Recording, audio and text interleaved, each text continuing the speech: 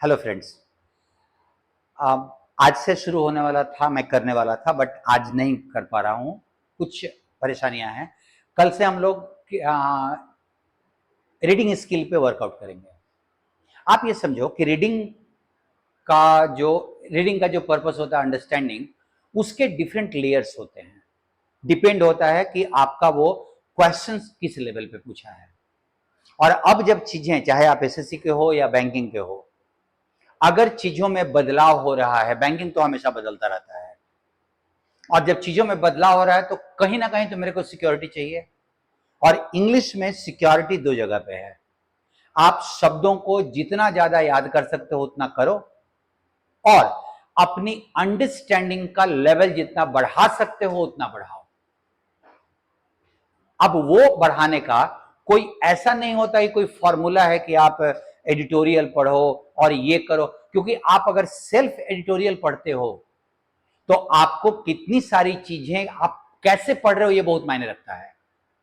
मैं पढ़ दूंगा तो उससे आपको पढ़ने नहीं आएगा, आप खुद पढ़ना होगा। तो रीडिंग में किन चीजों का ध्यान रखना पड़ता है, इस चीज को आपको जानना जरूरी है। क्या शब्दों का ही सिर्फ ध्यान रखें, या मीनिंग के जो लेयर्स होते हैं वो कैसे वर्कआउट करते हैं, ये आप ध्यान रखें।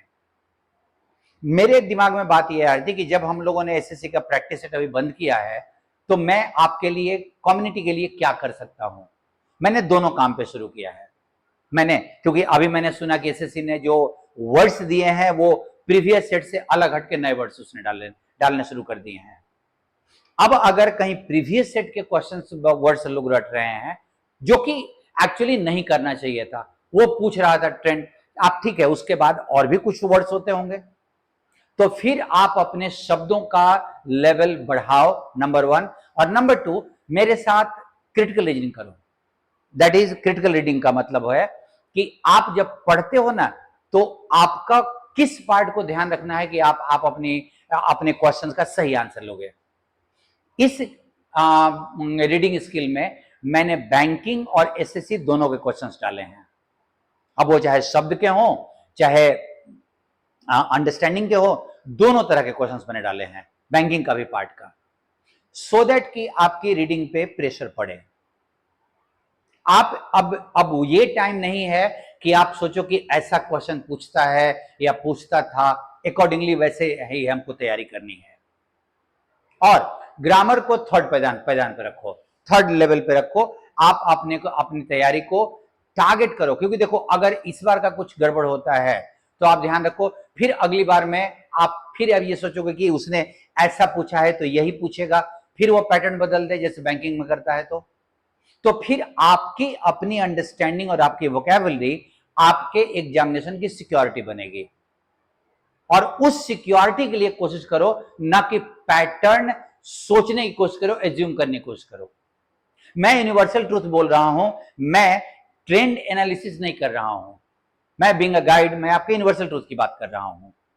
सो आपके इस रीडिंग स्किल में मैं बैंकिंग, एसएससी के ऐसे क्वेश्चन जो आपको पढ़ने में या वोकैब पे प्रेशर डालें, ऐसे क्वेश्चंस दूंगा। इजी क्वेश्चंस नहीं होंगे।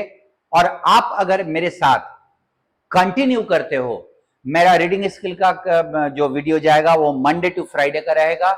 मैं एक दिन पहले आपके टेलीग्राम पे आपका पेपर मिल जाएगा। आज नहीं जा पाया इसलिए मैं वो नहीं कर पा रहा हूं। आज आपको 11 साढ़े 11 बजे शायद मिला है, 11 बजे करीब में। आप इन क्वेश्चन को सॉल्व करो इसको।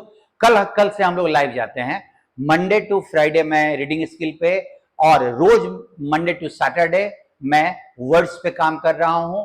मेरी आशा है कि अगर आप इसको कंटिन्यू करते हो 3-4 महीने, तुम कंफर्टेबल जोन में आ जाओगे, सो दैट कि फोर्थ कमिंग एग्जामिनेशंस में क्वेश्चंस का पैटर्न कुछ भी रहे, तुम अच्छे से हैंडल कर लोगे। क्योंकि मैं रीडिंग स्किल में पैटर्न्स को बार बार बदलता रहूंगा, किसी एक टाइप के क्वेश्चन पे आपको सेटल नहीं करने दूंगा। बस यही आपको बताना था कि मंगलवार से, मींस कल से, हम लोग रीडिंग स्किल, जिसका पेपर आज आपके हाथ में चला गया होगा, आप सॉल्व कीजिए और मेरे साथ उसका एक्सप्लेनेशन कीजिए। मैं नंबर ऑफ क्वेश्चन ज्यादा नहीं रखूंगा, क्योंकि अगर क्वेश्चंस की क्वालिटी होगी तो मेरे को टाइम देना होगा आपको समझाने के लिए एक्सप्लेनेशन में। सो आई होप कि कल से हम लोग साथ में मिलके इस पे वर्कआउट करेंगे, और यही बात बतानी थी आपको। मिलते हैं हम लोग कल लाइव क्लास में। Thank you to all of you.